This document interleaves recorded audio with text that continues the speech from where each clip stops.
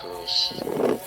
Eh, kita sebagai hamba biasa, tanpa adanya seorang guru yang memberi petunjuk atau seorang guru mursyid yang kelasnya wali atau wali yang mursyida, apakah kita bisa sampai kepada Allah tanpa adanya petunjuk beliau? Matur suwun. Apakah kita bisa sampai atau wusul kepada Allah tanpa seorang guru petunjuk?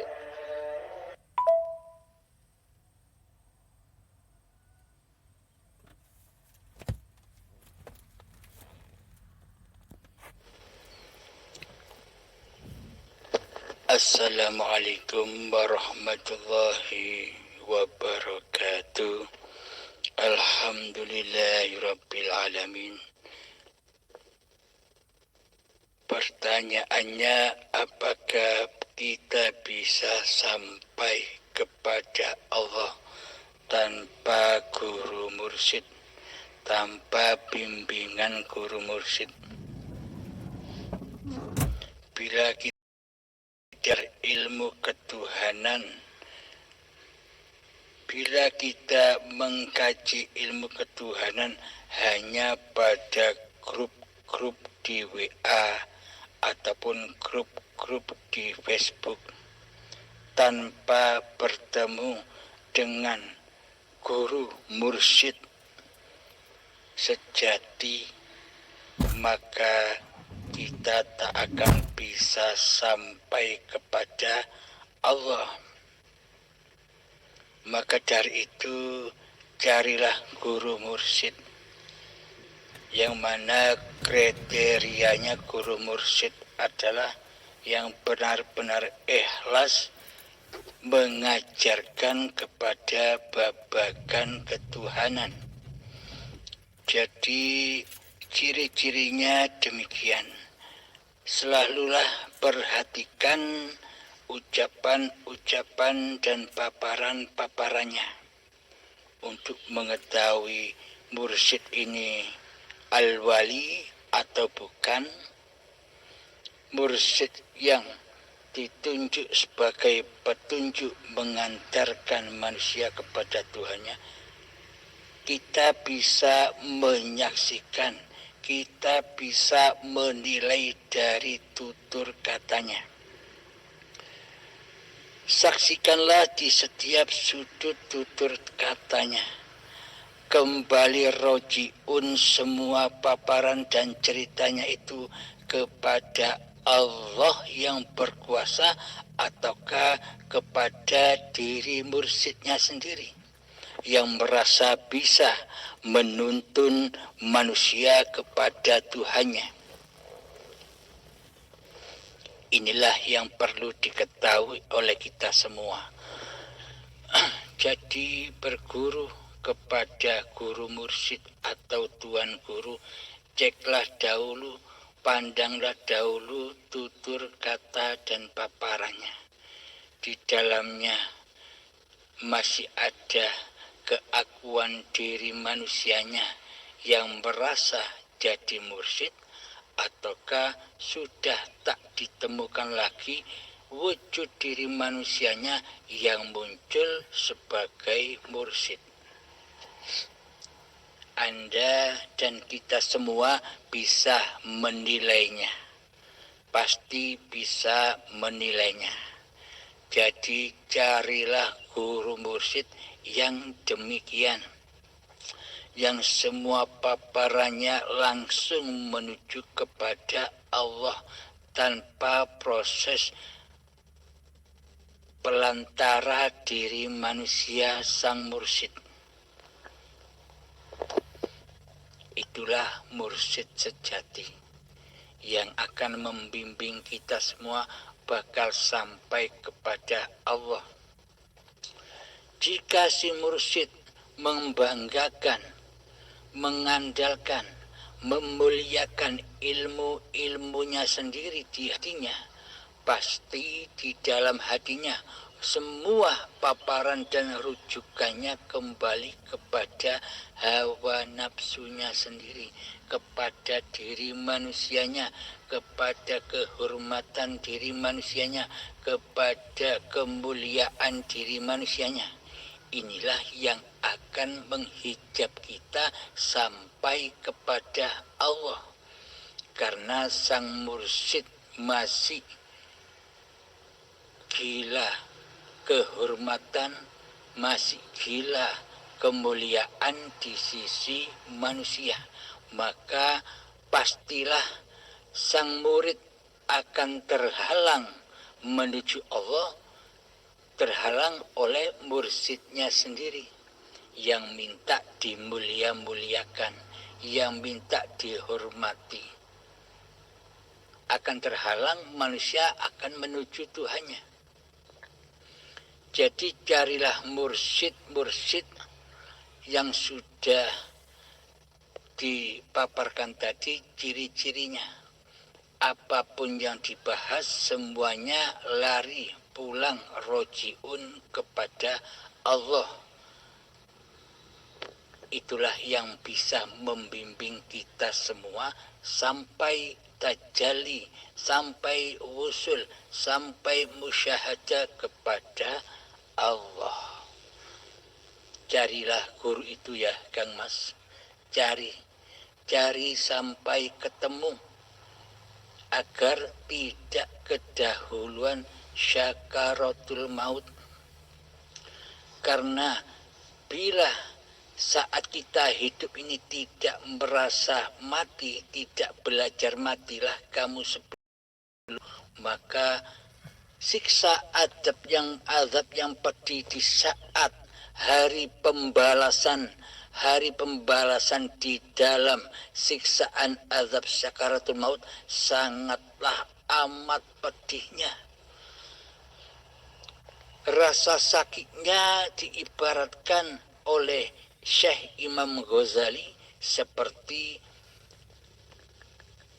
kambing dikuliti secara hidup-hidup. Manusia dikuliti kulitnya, dikelongkop kulitnya dari dagingnya secara hidup-hidup, dan sakitnya masih 1000 kalinya. Untuk melongkop apa-apa yang kita akui sebagai milik kita selama ini. Hidup kita dikelongkop.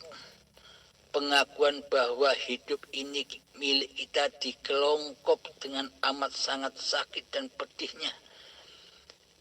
Kekuasaan badan kita ini dikelongkop sangat-sangat amat pedihnya di dalamnya.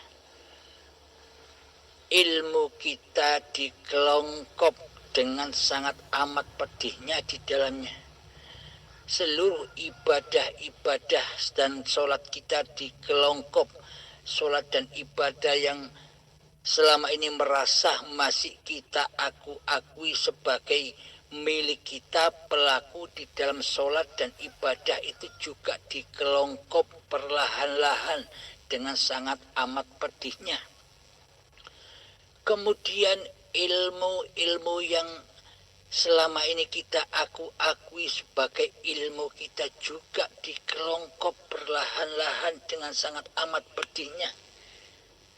Kemudian apa-apa yang kita cintai di dunia ini seperti istri atau suami juga ikut membantu mengelongkop diri kita, ikut membantu menyiksa diri kita saat sakaratul maut. Anak-anak yang kita cintai pun juga ikut-ikutan membantu menyiksa kita, mengelongkop diri kita saat sakaratul maut. Harta-harta yang selama ini kita akui sebagai milik kita juga ikut-ikutan bantu ngelongkop dan menyiksa diri kita. Mobil, rumah, motor, semuanya ikut membantu ngelongkop menyiksa diri kita di saat azab sakaratul maut. di saat hari pembalasan, hari pertanggungjawaban selama ini kita hidup di dunia ini. Pertanggungjawaban manusia seluruhnya ada pada puncaknya di syakaratul maut. Apa gunanya hari pembalasan itu di sisi Allah? Hari pembalasan itu di sisi Allah agar hamba-hambanya suci kembali dari apa-apa ku akui sebagai kepemilikannya selama hidupnya. Inna lillahi, sesungguhnya darikulah yang suci, semua kucipta darikulah yang suci. Wa inna ilaihi roji'un, dan ku kembalikan kepadakulah semuanya yang kucipta, kembali kepada yang maha suci. Maka dari itu ketika ada manusia yang sudah meninggal, kita diperintahkan untuk mengucapkan inna lillahi wa inna ilaihi roji'un. Datangnya dari Allah yang maha suci, kembali kepada Allah yang maha suci. Datang dengan keadaan suci waktu bayi, kullu mauludin yuladu alal fitrah. Seluruh manusia yang diciptakan oleh Allah itu datangnya dengan kesucian Allah. Bukan manusianya yang suci, tapi Allah lah yang suci. Allah lah hidup ini. Allah lah pemilik badan ini, bukan milik manusianya. Karena itulah kenapa orang mati itu disebut suci juga. Karena di dalam ayatul mautnya sudah ada hari pembalasan, sudah ada pertanggungjawabannya atas kekhalifaannya selama hidupnya.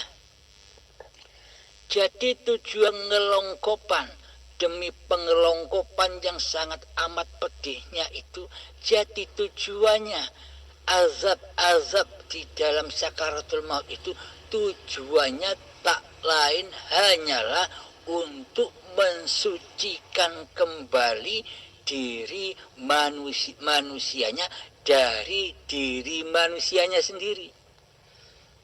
Jadi dikelongkop lagi, disiksa, diazab di dalamnya. Jadi hakikat azab itu adalah hikmah untuk mensucikan diri manusianya kembali agar bisa roji'un kepada yang maha suci, agar suci kembali lewat azab-azab yang pedih itu. Ketika sudah terkelongkop semua apa-apa yang selama ini diakui sebagai pemilik manusianya, maka setelah selesai maka bersihlah kembali manusia itu, sucilah kembali manusia itu seperti awalnya, kembali kepada kegoiban, hidup kembali kepada esanya Allah, hidup kembali esa. Jadi ibaratkan gelas kosong, coba Anda ilustrasikan sendiri di dalam hati kita. Coba Anda melihat gelas yang kosong, gelas yang bersih. Jadi di dalam yang kosong, udara dan kehidupan yang ada di dalam gelas yang kosong dengan udara dan kehidupan yang ada di luar gelas yang kosong itu kan sama, esa, nyatu, tidak ada bedanya antara udara atau kehidupan yang ada di luar gelas sama dengan udara yang ada atau kehidupan yang ada di dalam gelas kan sama, esa, nyambung, habluminallahnya nyambung. Inilah yang dimaksud kesucian. yakni ketika kita masih bayi. Hidup itu nyambung karena gelasnya masih bebas dari tutup kemanusiaannya.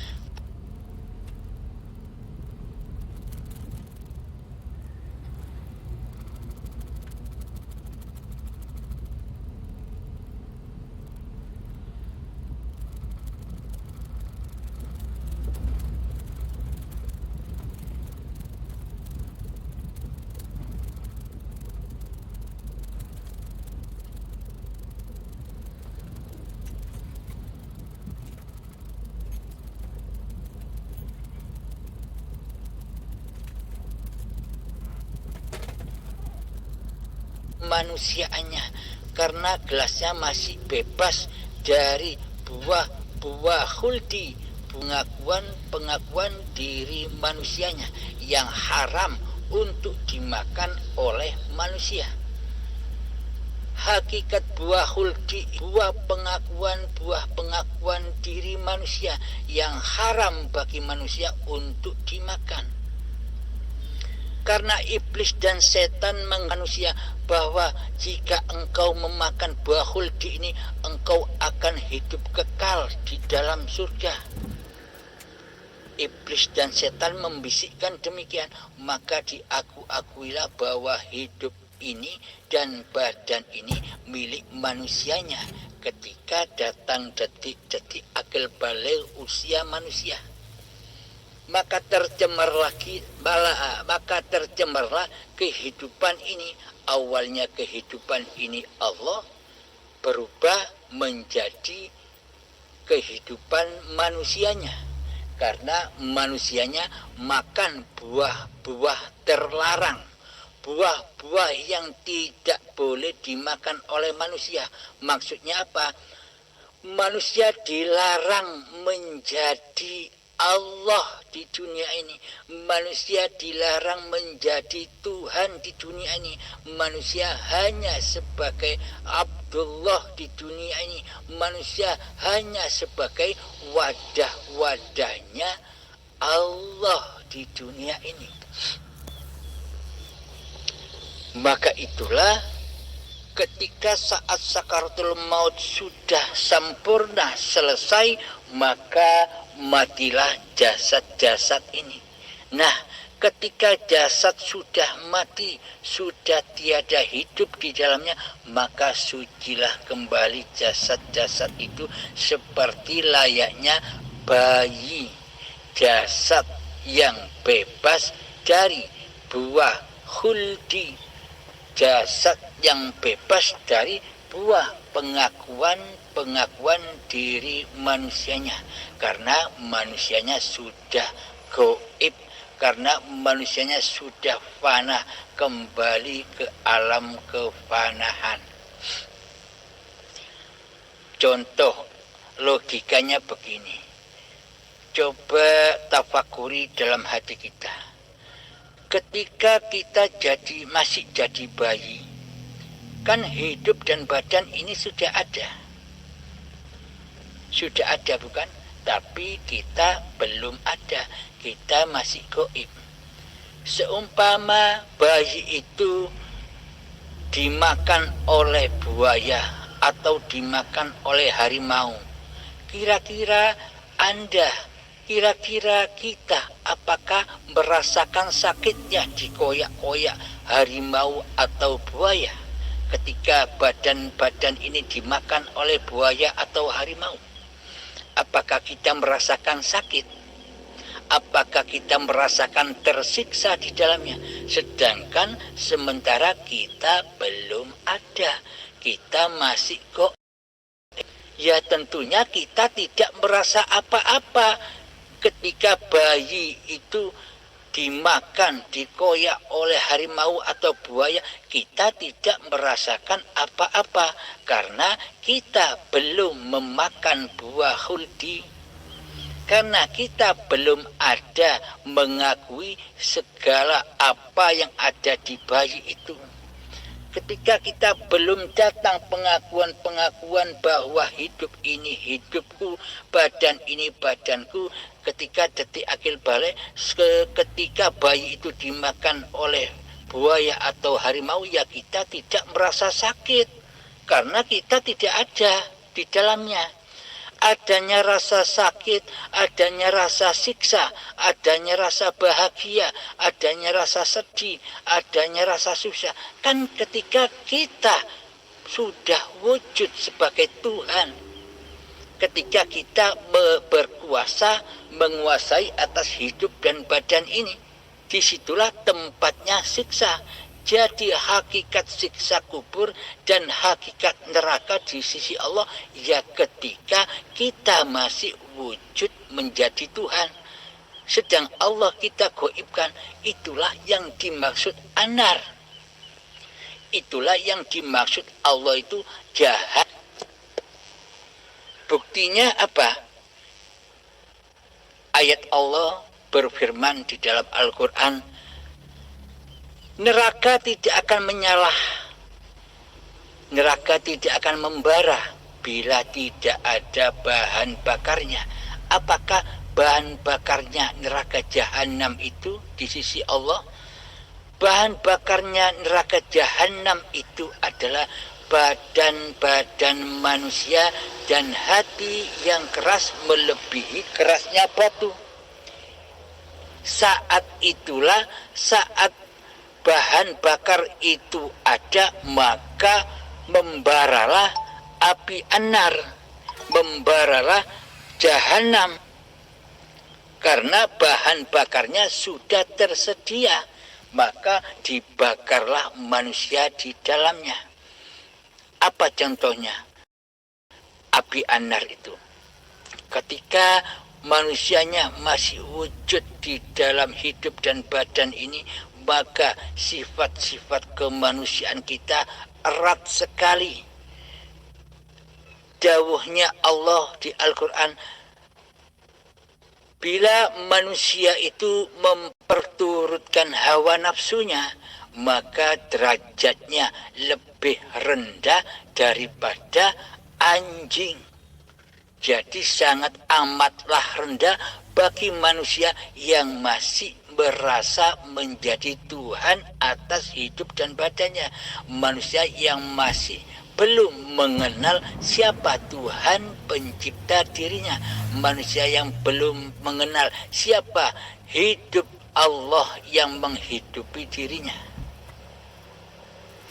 Maka dari itu, kenalilah Allah sebelum matimu. Maka carilah guru, mursyid yang memang benar-benar murabbi. Yang dibahas hanyalah tentang ketuhanan. Kembali paparannya, kembali apa yang dibicarakannya, tetap kembali kepada Allah. Bukan kembali kepada hawa nafsunya lah yang bisa menerangkan babakan ilmu ketuhanan ini. Karena tak satu pun manusia bisa mengenal Allah tanpa Allah.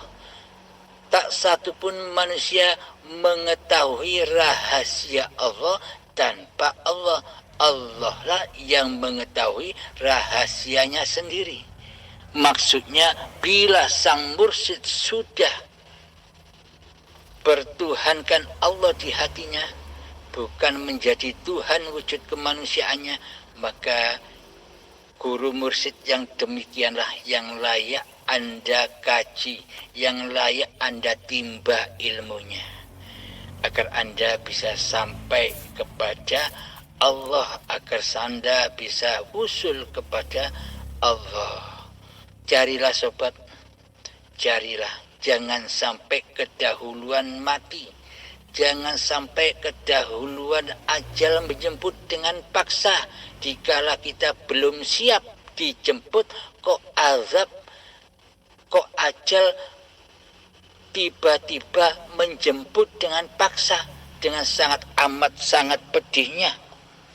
Maka dari itu, tebuslah rasa sakit sakaratul mautmu dengan mencari Allah dengan mengkaji ilmu hakikat dan makrifatnya selama hidup ini.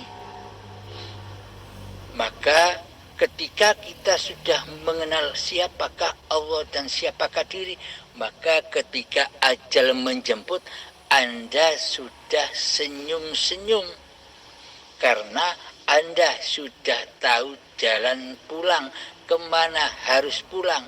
Setiap hari pulang, setiap detik pulang, ya mesti tahu kemana harus pulang. Tak lain berpulang kepada kemahasucian Allah. Bagi mereka yang tidak bisa pulang, bagi mereka yang tidak bisa kembali kepada Tuhannya di masa hidupnya, ya maka tebuslah hari-hari pembalasan di saat sakaratul maut, timbangannya di saat sakaratul maut. Bagi manusia yang sudah bertuhan, yang sudah mempelajari ilmu hakikat dan makrifat, hari pembalasannya sudah ditebus saat ini juga. Apa contoh hari pembalasannya itu? Ya sulitnya dalam rangka berzuhud, dalam rangka mengheningkan diri, dalam rangka memalamkan diri, dalam rangka menggelapkan hati dari wujud kemanusiaannya. Itu kan sangat amat sulit bagi orang-orang yang masih merasa sulit. Bagi orang-orang yang sudah merasa gampang, ya digampangkan oleh Allah. Karena Allah sesuai dengan apa yang diprasangkakan hambanya kepada Tuhannya. Alhamdulillahirabbil alamin. Tentunya sudah terjawab sudah apa yang Anda tanyakan. Apakah bisa manusia ini kembali kepada Allah, bisa berzuhud, bisa bertafakur kepada Allah tanpa guru pembimbing? Bila tidak ada guru pembimbing, maka setanlah yang akan membimbing, maka iblislah yang akan membimbing. Maka carilah gurumu, Kang Mas Endi dari Malang. Semoga engkau lekas-lekas mencari guru siapa yang kau tuju. Akhir kalam, Assalamualaikum warahmatullahi wabarakatuh.